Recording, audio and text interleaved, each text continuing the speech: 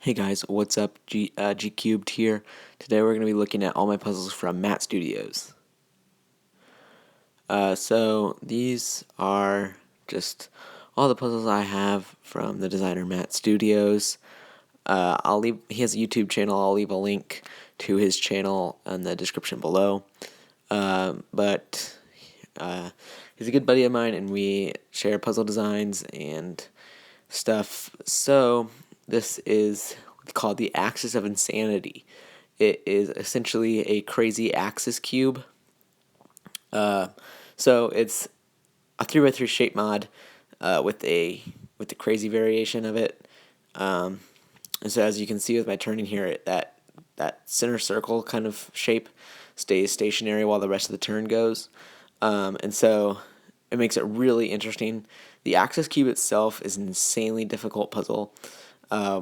One of the hardest 3x3 shape mods mass produced, I guess, other than like the Ghost Cube, but it is quite difficult. And you can see here, if you do multiple turns, it gets quite jumbled, just because of how it works. It would make for a very interesting solve. I don't think I'd ever be able to solve it though. It's super complicated, but he very kindly gave this to me as a present, and I really like it.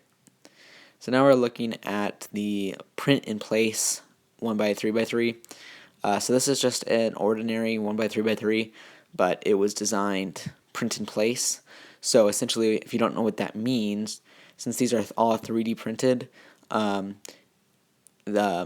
it prints as one solid block that came off the print bed like that. No assembly required. You pick it up off the printer and you can start turning.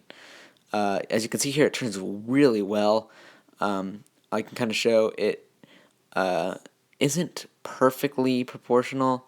I mean, it's pretty close. It's just about as close as you can get to be print in place. I kind of show that here in a second. But it's a really cool puzzle, and I'm surprised it turned so well. Next up here, it looks like we have the Ghost Dihexium. So this is a dihexium puzzle, which the dihexium itself is a pretty easy puzzle, just those two intersecting rings that rotate, and they kind of have a cross, or kind of have an intersection in the middle where with like three pieces. So they only swap like three pieces in the middle right there at a time. So, I mean, it's not super easy.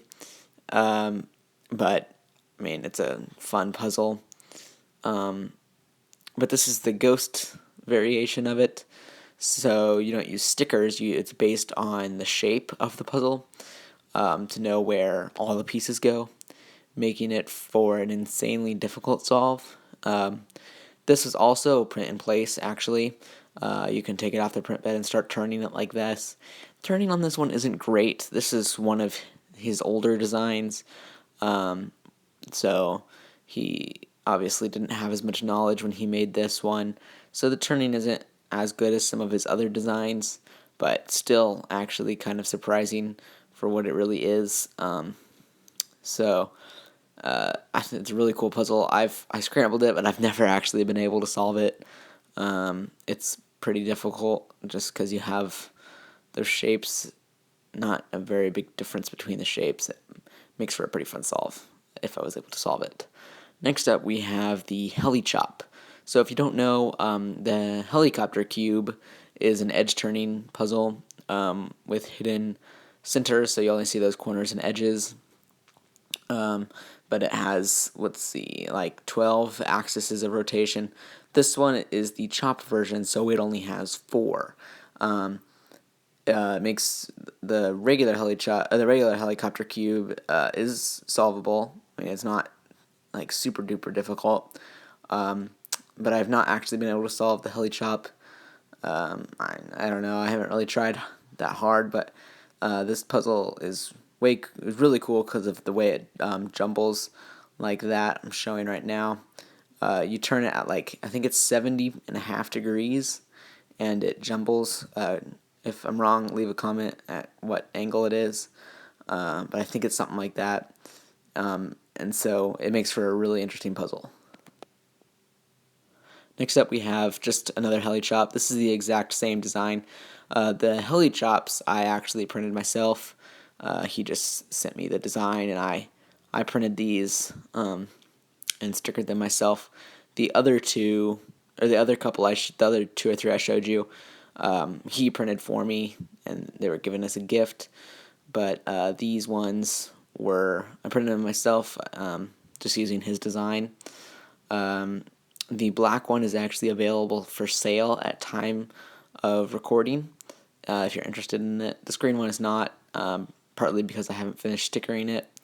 But they're really, really fun puzzles, and I really do like this green version.